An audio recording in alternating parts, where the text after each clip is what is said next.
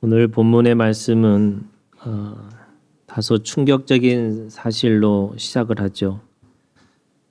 주님이 우셨다라고 하는 기록으로 시작하고 있기 때문에 그렇습니다.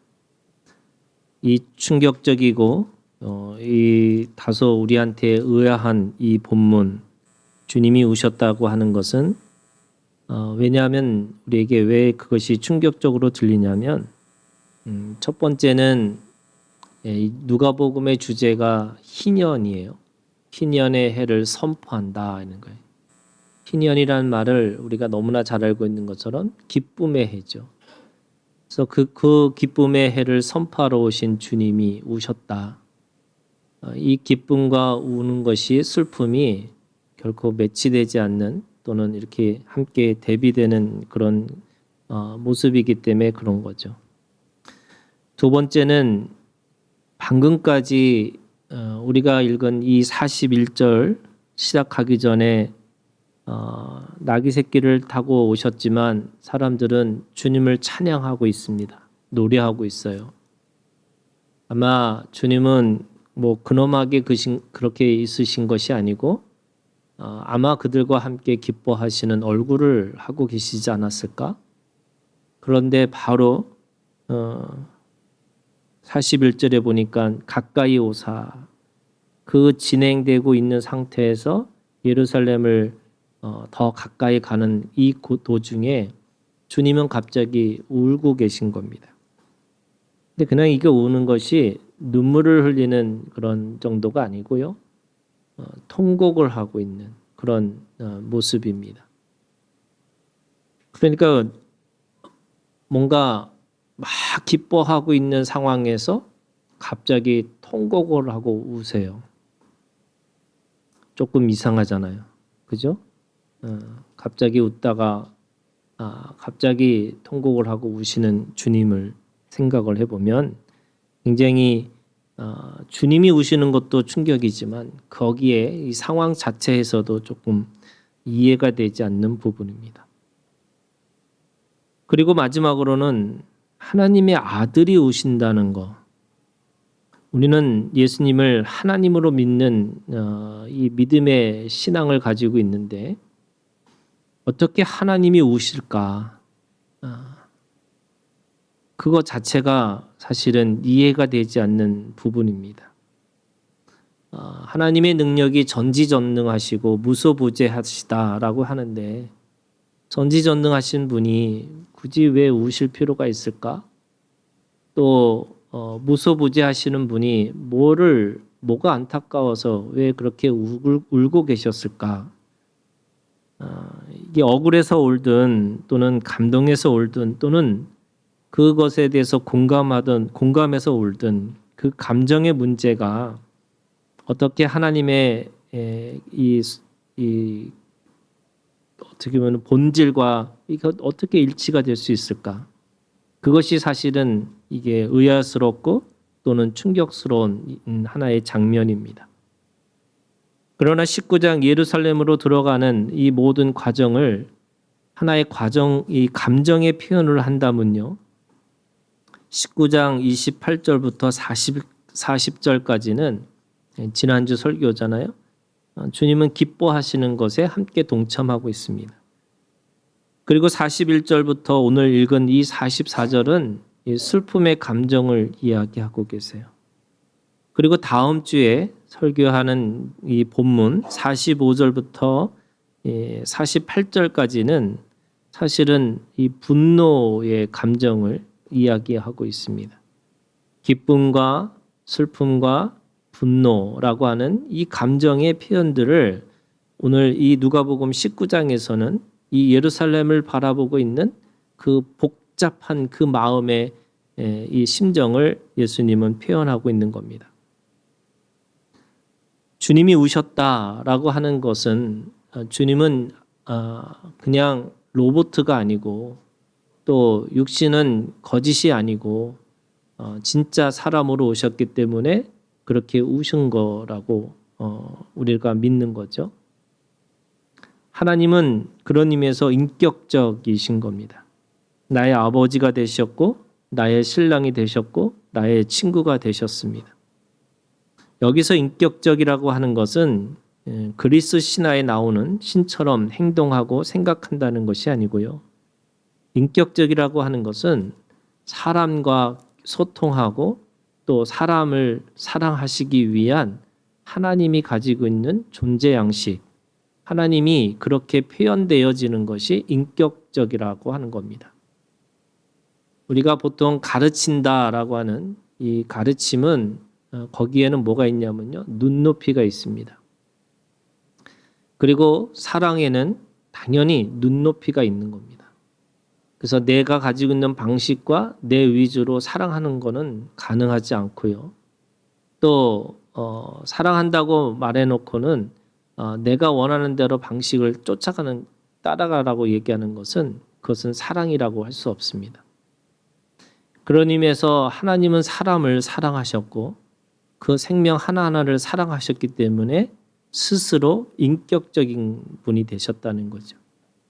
하나님은 누구에게도 방해받지 않으시고 어떤 상황에서도 제어받지 않으신 분이지만 그 사랑 때문에 스스로 낮아지시고 눈높이 하시고 그래서 사람의 모습과 함께 그렇게 인격적으로 되셨다고 말씀하고 있는 겁니다. 예수님은 그런 의미에서 우신 이 복음서라고 하는 이 역사서에 보면은 사실은 2번 우셨다고 기록되어 있고요. 그거를 히브리서에 있는 5장에 있는 말씀에 보면 그 십자가의 앞에 두고 겟세마네 동산에서의 기도를 주님이 우셨다라고 하는 표현으로 되어 있습니다. 그러면 엄밀히 따지면 예수님은 3번 우신 겁니다. 그럼 그 3번의 울음이 과연 어떤 의미였을까? 그것은 우리가 한번 찾아볼 필요가 있습니다. 예수님은 십자가에서 나를 위해 울지 말고 너희와 너희 자녀를 위하여 울라라고 말씀하셨습니다. 그랬던 분이 왜 우셨을까? 그것은 분명히 하나님의 자녀와 하나님에게 맡겨진 일들을 위해서 우신 거겠죠. 그리고 오늘 특별히 이 우셨다고 하는 표현이 단순하게 눈물을 흘리는 것이 아니고 통곡을 하고 우신 그 모습이 우리 가운데 기록되어져 있는 겁니다.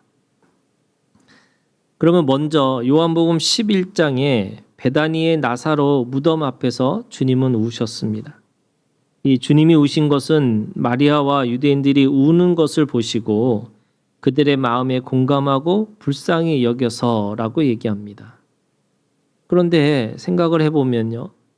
바로 나사로가 일어날 것을 알고 계셨고 그리고 그들의 울음이 어떻게 보면은 그냥 지나가면 다시 기쁨이 될 울음이었는데 왜 그것에 공감하시고 우셨을까? 우리는 그 요한복음 이 11장에 있는 주님의 우심을 조금 더 생각해 보면요. 불쌍해서 그들의 마음에 공감해서 우신 것보다는 사실은 그들의 사망, 죽음에 대한 것을 바라보면서 끊임없이 죽느냐 사느냐라고 하는 그 문제를 붙잡고 있는 그들의 그 상황에 대해서 불쌍히 여기시고 우신 것이 아닌가. 왜냐하면 주님은 처음부터 그들에게 말씀하셨어요. 나는 부활이요 생명이니 나를 믿지 않는 자는 죽어도 살겠고 무로 살아서 나를 믿는 자는 영원히 죽지 아니하니라. 그러면서 마지막에 이 말씀하세요. 이것을 믿느냐라고. 이것을 네가 믿느냐. 근데 사람들은 여전히 울고 있습니다. 주님을 믿으면 부활이고 주님을 믿으면 생명이고 그래서 죽어도 살겠고 살아도 영원히 살 것이라고 말씀하시면서 이것을 네가 믿느냐라고 다시 물으신 겁니다. 무슨 말이냐? 그렇게 말씀을 하고 믿느냐고 물었음에도 불구하고 그들은 뭐 하고 있냐면 여전히 울고 있는 겁니다. 그리고 어느 날 갑자기 또 주님이 오실 때 그때 일어나겠죠. 그때 다시 살아나겠죠. 하면서 울고 있는 겁니다. 죽음 때문에 울고 있는 거고 그 죽음이 안타까워서 울고 있습니다. 그런데 주님은 그 울고 있는 사람들의 믿음 없음이 더 안타까워서 우신 겁니다. 주님은 말씀하셨어요. 네가 이걸 믿느냐고. 믿고 있는데 왜 죽음을 두려워하고 살고 있느냐고. 믿고 있는데 왜 그렇게 죽음에 쫓겨서 살아가는 인생을 살고 있느냐고 묻고 있는 겁니다. 예수님은 죽음을 두려워하고 죽음에 매여 살고 있는 자들을 보고 우셨습니다. 너무나 안타까워 우신 거죠. 여러분, 주님은 우리에게 기쁨이 되기를 원하고 계시는 거죠. 우리들의 가지고 있는 인생이 수고와 슬픔이라고 하는 죽음을 향해서 갈 수밖에 없는 인생이라고 말하고 있지만 주님은 부활이고 생명이기 때문에 주님을 믿는 자들에게는 죽어도 살겠고 사는 자에게는 영원한 생명을 허락해 주신다고 말씀하셨다면 여러분 죽음에 대해서 우는 것이 아니라 오늘 주님에 대해서 우리가 그것을 믿음을 가지고 기쁨으로 살라고 우리에게 말씀하고 있는 겁니다. 죽음 가운데서 승리하시는 우리가 되기를 주님의 이름으로 축원하고 소원합니다. 두 번째 주님이 우신 거는요. 겟세마네에서의 기도였습니다. 이거는 히브리서에서 그렇게 이야기하고 있습니다. 히브리서에서는 그 주님의 그 기도가 모든 믿는 자들에게 순종의 길을 열어놓은 기도라고 했습니다. 주님이 겟세마네에서 통곡과 눈물의 기도로 모든 사람들에게 죽음을 이길 수 있는 길을 열어놓으셨다고 말씀하고 있는 겁니다. 그 길이 십자가의 길이었고 새 길이었고 생명의 길이었죠. 십자가의 길은 순종의 길로 눈물로 덮어진 길이었고 땀으로 덮어진 길이었고 피로 덮어진 길이었습니다. 주님은 모든 사람이 그 십자가의 길을 걸어갈 수 있도록 그 길을 예비해 주셨죠. 우리가 그 길을 걸어갈 수 있는 것은 주님의 피와 땀과 눈물 덕분이라고 말씀하고 있는 겁니다. 겟세마네의 눈물은 모든 믿음의 사람들을 구원하기 위한 구원의 눈물이었습니다. 이 눈물은 개척자의 눈물이었고 헌신자의 눈물이었고 구원자의 눈물이었기 때문에 그렇습니다. 오늘도 우리는 순종의 눈물을 흘리면서 하나님의 은혜로 살아갈 수 있는 겁니다. 이 순종의 눈물로 우리가 지는 인생의 짐이 쉽고 가벼워졌다고 말씀하고 있습니다. 모든 것을 짊어지고 가는 것처럼 보이지만 주님은 우리를 먼저 앞서 가셨고 그 앞서 가셔서 우리를 가장 안전하고 편한 길로 인도하고 계시다고 말씀하고 있습니다. 나사로의 죽음 앞에서 우셨던 그 주님, 그 죽음을 여전히 묵상하고 있는 사람들을 향해서 울고 계셨어요. 그러면 그들은 어떻게 그 죽음의 길을 살아갈 수 있을까? 그것이 겟세마네 동산에서 주님이 우시면서 자신이 가지고 있는 그 보혈로, 자신이 가지고 있는 땀으로, 눈물로 그들이 갈 수 있는 길들을 열어놓으셨다고 말씀하고 있습니다. 그런 의미에서 주님의 눈물은 죄에 대한, 그래서 그 죄의 죽음에 대한 그 모든 것들을 덮을 만한 그 눈물이셨고 그것을 위해서 지금 흘리고 계시다고 말씀하고 있는 겁니다. 그러면서 오늘 마지막으로 오늘 본문의 말씀이 세 번째 눈물입니다. 오늘 주님은 예루살렘의 성을 보고 우셨습니다. 통곡하셨죠. 왜 우셨을까? 여러분 결론을 말하면 예루살렘이라는 의미가 평화의 도시인데 이게 샬람이라는 게 이게 평화예요. 샬롬이라고 하는 이 평화의 도시라는 의미가 예루살렘입니다. 평화를 모르는 것 때문에 울었다고 말씀하고 있어요. 평화의 이름을 가졌는데 그것에 살고 있는 이스라엘 사람들은 그 의미를 몰랐습니다. 그것이 아이러니죠. 예루살렘에 살고 있으면서 평화의 도시에 살고 있으면서 평화를 모르고 있습니다. 오늘 말씀의 주제인 그 평화의 주제가 뭐냐면 보살핌 받는 나를 알지 못했기 때문이라고 그렇게 얘기하고 있어요. 이게 무슨 의미일까요? 예루살렘의 사람들이 가지고 있는 착각이 있습니다. 그들은 돌을 높이 쌓아두면 진정한 보호를 받고 진정한 평화를 누릴 수 있다고 생각한 겁니다. 여러분, 돌이라고 하는 것은 자신이 가지고 있는 힘과 능력의 상징입니다. 힘과 능력을 높이 쌓으면 쌓을수록 적들은 절대로 침범할 수 없고 자신들은 가장 안전한 평화를 이룰 수 있다고 생각하고 있는 거죠. 그래서 더 높은 성을 쌓아서 적들이 쳐들어오는 것을 방어할 뿐만 아니라 자신이 가지고 있는 이 공간을 빼앗기지 않고 그 공간 안에서 가장 편안하게 살 수 있을 거라고 생각하고 있는 겁니다. 그런데 그걸 뭐라고 했어요? 주님은 그걸 착각이라고 얘기하고 있는 겁니다.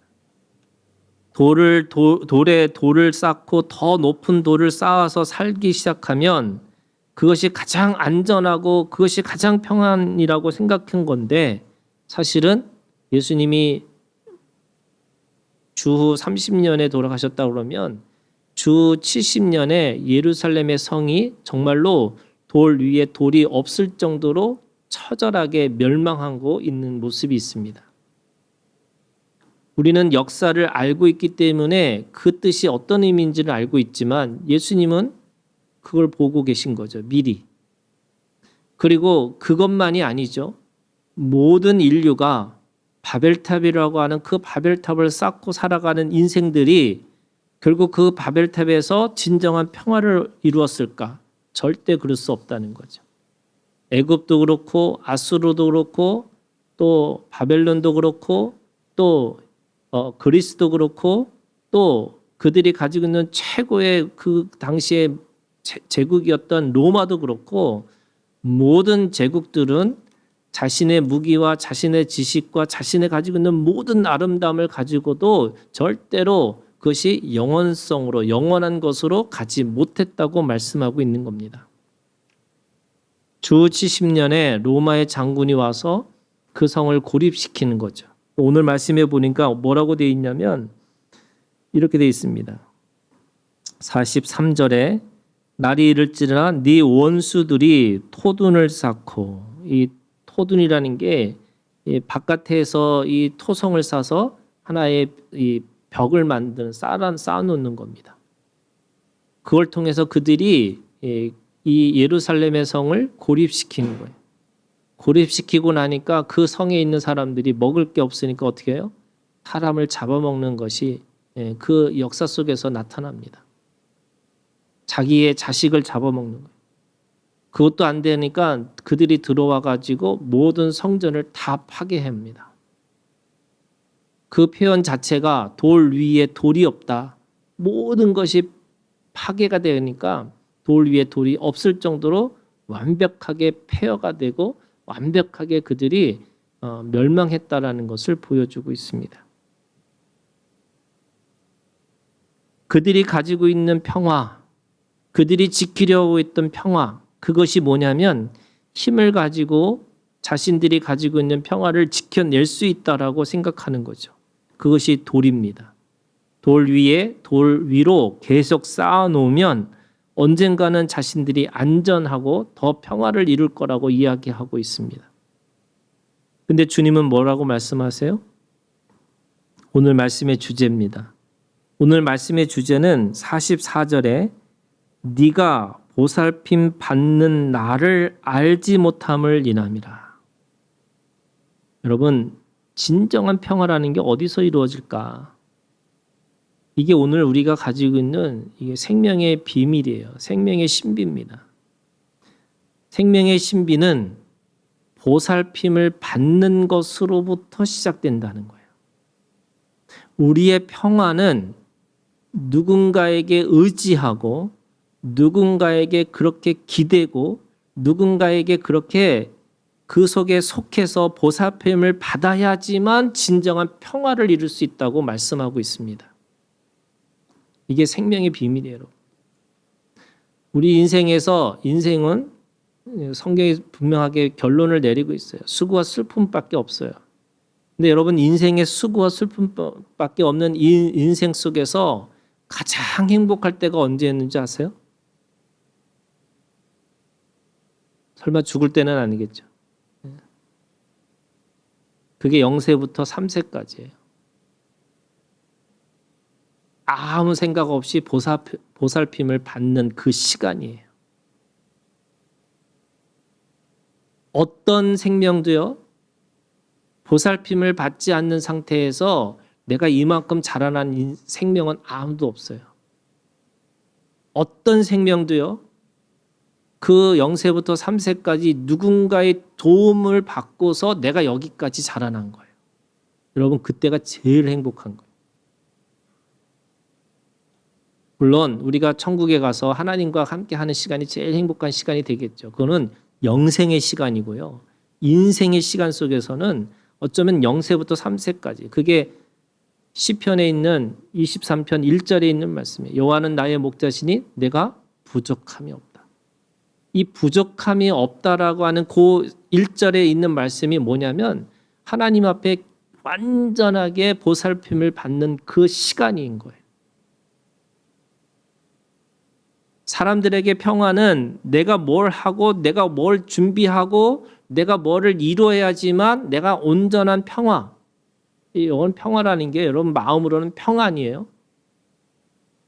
관계 안에서는 화평이고 내가 하나님과의 모든 이 세계의 관계 속에서는 평화지만 내 안에서 평안을 이룬다는 거, 옆에 있는 사람들과 화평을 누린다는 거, 내가 가지고 있는 모든 세계와 평화를 이룬다는 거, 이것은 어떤 의미를 갖고 있냐면 내가 철저하게 하나님으로부터 보살핌을 받는 그 시간이라는 걸 이야기하고 있어요.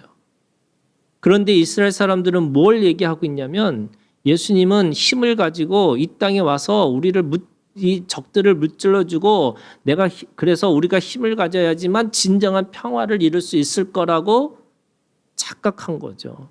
오해한 겁니다. 그런데 여러분, 이게 예루살렘에 사는 사람들만 가지고 있는 착각일까요? 아니죠.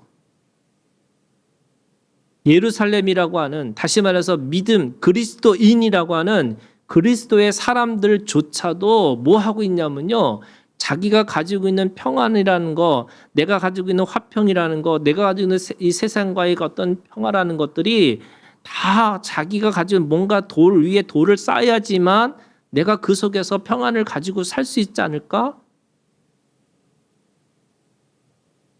예수님이 말씀하시잖아요.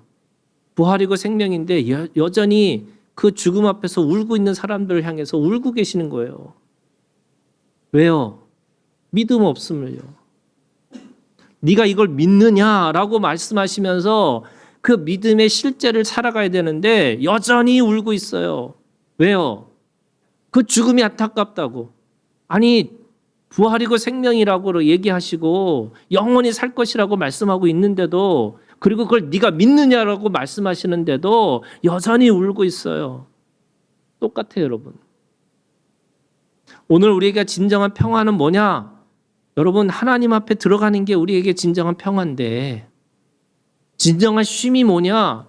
여러분, 이 예배 가운데 하나님의 임재를 경험하면서 여러분, 세상이 줄 수도 없고 줄 수 없는 거기 때문에 정말로 알 수 없는 그 평안이 여러분들 10년 가운데 오늘 주시는 최고의 선물인데, 여러분 그걸 믿으세요? 하나님 한 분만으로도 나는 행복하고 나는 평안하고 나는 기쁘고 내가 즐겁고, 여러분 진짜 그랬어요? 여러분 진짜 그렇게 내가 정말 행복하고 계세요? 주님이 묻고 계시는 거예요. 내가 돌 위에 돌을 쌓아야지만 적들이 쳐들어오지 않을까? 내가 돌 위에 돌을 쌓아야지만 내 공간이 만들어지지 않을까? 오늘 우리가 가지고 있는 생각이 그런 겁니다. 그렇기 때문에 오늘 주님은 보살핌을 받는 나를 알지 못했다.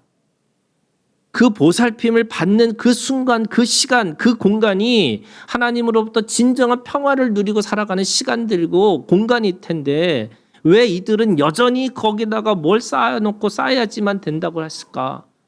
그것 때문에 울고 계신 거죠.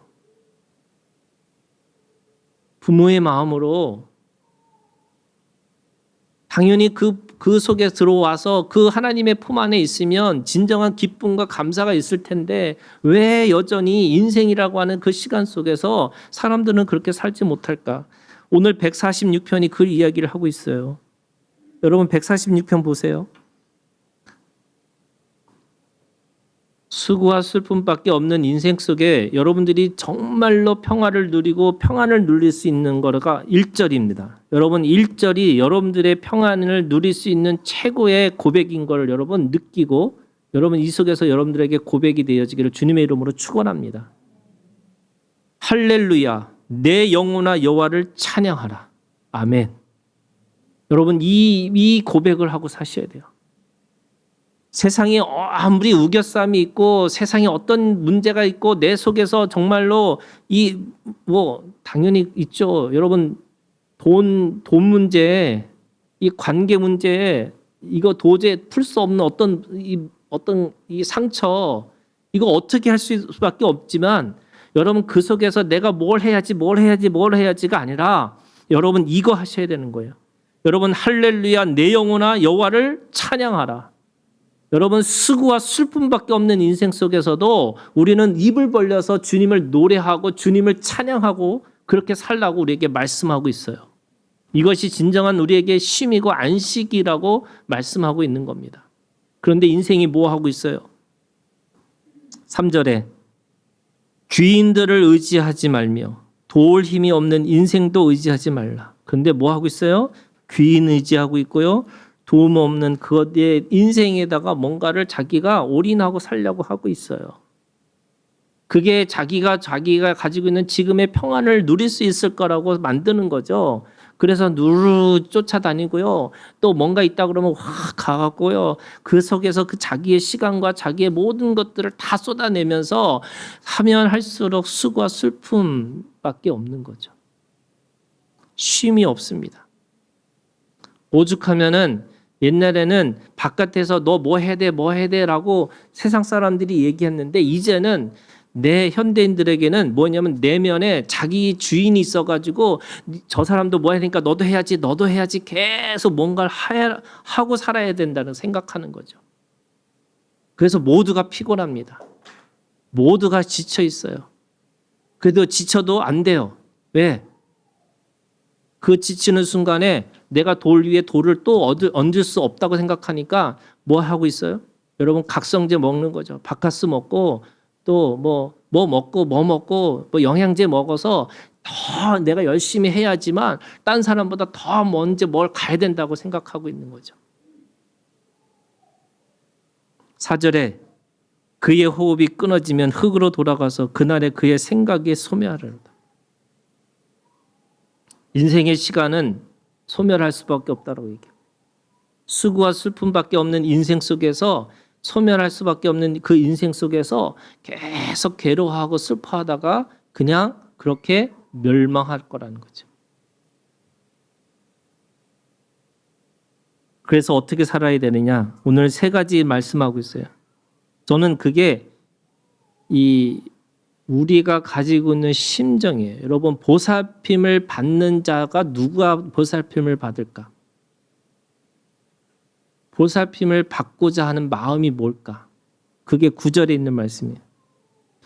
9절 시편 146편 9절에 있는 말씀에 여호와께서 나그네들을 보호하시며 고아와 과부를 붙드시고 악인들의 길은 굽게 하시는도다. 구약에 있는 최하의 사람들이 나그네와 고아와 과부입니다.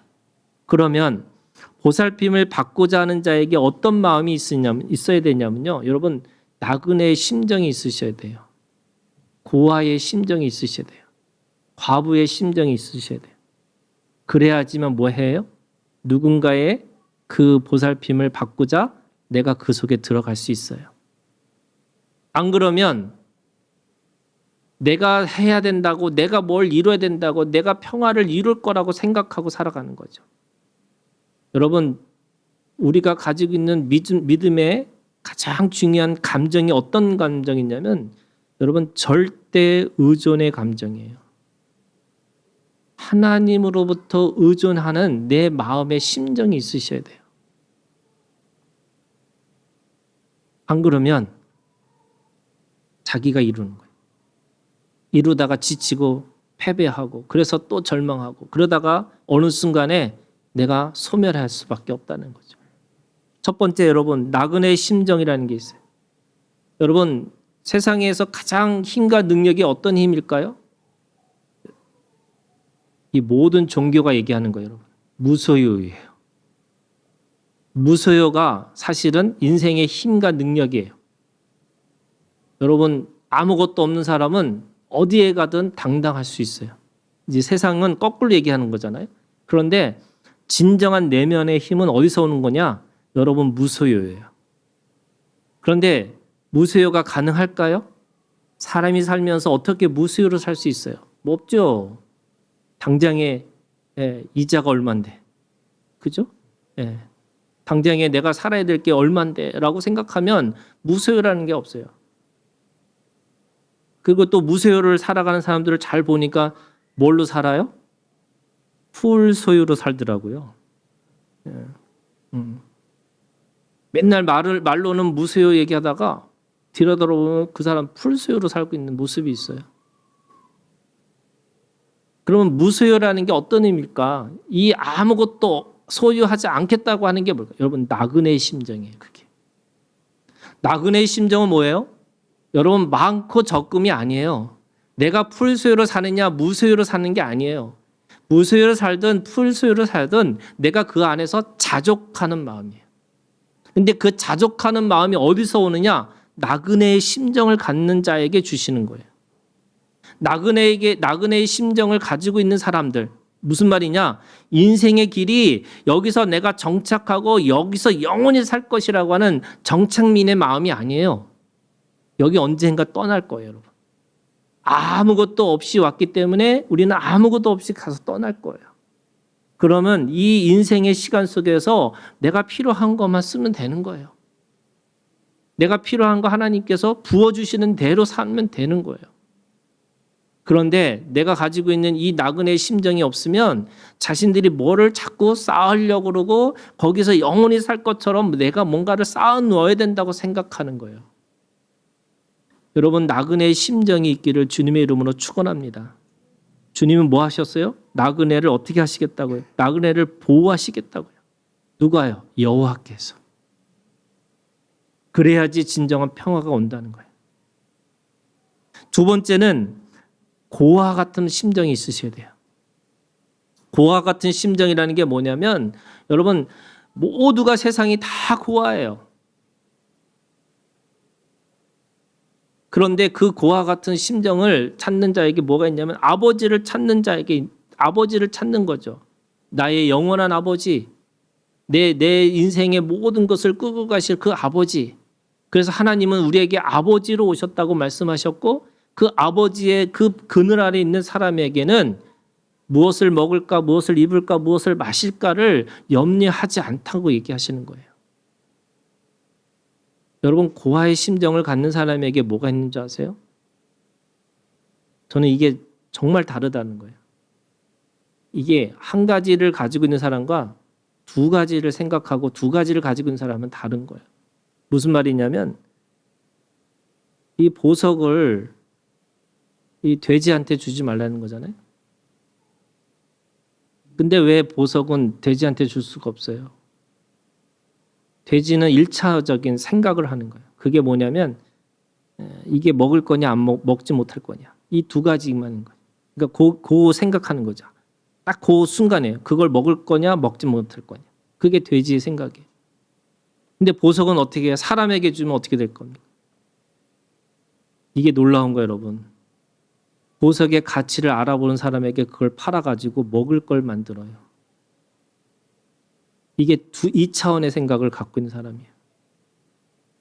무슨 말이냐면 고아와 진짜 고아, 그래서 아버지를 구하는 자에게 있는 그 고아의 심정을 갖고 있는 사람에게는 하나님께서 돼지 같은 1차원의 생각보다 이 돼지를 폄하하는 거 아니에요, 여러분.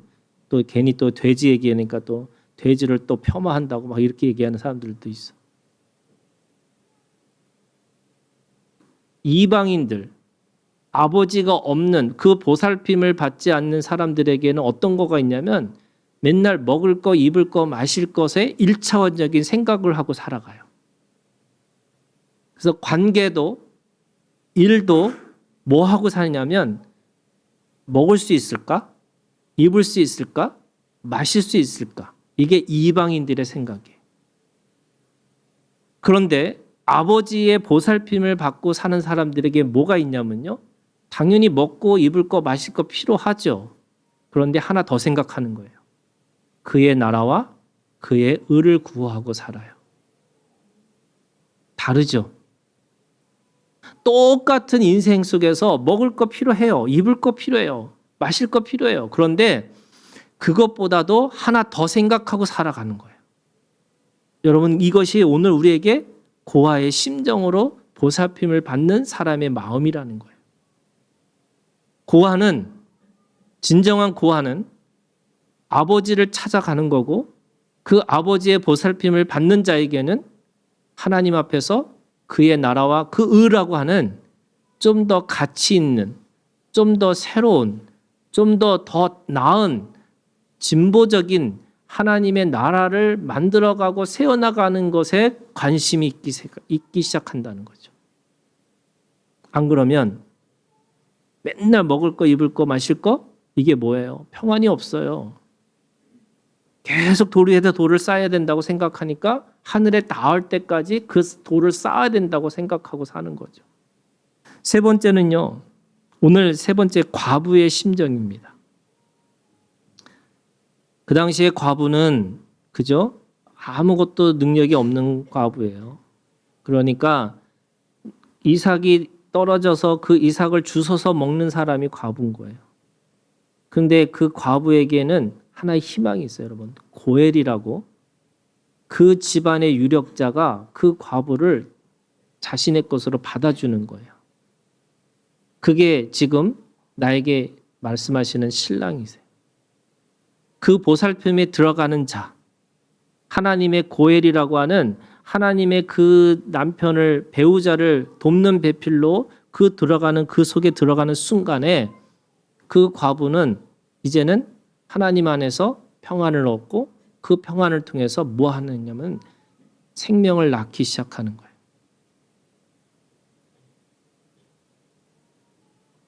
그래서 첫 번째 아담인 여러분, 그 아담이 잠을 재우시고 그 옆구리에서 갈빗대를 떼어서 하와라고 하는 여자를 만들어 주셨어요. 예수님이 죽으시고 이 십자가에서 그 죽으실 때 창에 찔려서 옆구리에서 피가 나는데 그 옆구리의 피를 통해서 교회가 나와요. 그 교회를 통해서 뭐 하시냐면 하나님의 영원한 돕는 배필로 그 교회로 세우시겠다고 말씀하세요. 그래서 그 아내의 머리인 남편이 예수 그리스도가 그 모든 교회의 머리가 되셨고 그 머리가 되신 예수 그리스도를 통해서 그 교회가 온전하고 완전하게 자라난다고 말씀하세요. 오늘 우리가 주님 안에서 주님의 신부가 되고 그 주님의 신부로 하나님 앞에 부르심을 받아서 그 보살핌에 들어가면 하나님과 함께 영원한 평안을 누리고 살아간다고 말씀하고 있어요. 주님이 울고 계세요. 주님은 통곡하세요. 이 고아와 과부와 나그네의 심정을 가지고 주님 앞에 들어오라고. 주님 안에 그 거하고 살라고. 그러면서 한마디 더 하세요. 이것을 네가 믿느냐고. 그 안에 들어와서 진정한 평안을 누리라고. 그리고 진정한 쉼을 얻으라고. 그런데 여전히 예루살렘에 살면서 여전히 평화를 누리지 못하는 사람들을 향해서 주님이 울고 계시는 것을 여러분 우리가 듣고 오늘 우리가 주님 안에서 진정한 쉼에 들어가고 평안에 들어가기를 주님의 이름으로 축원합니다. 기도하겠습니다.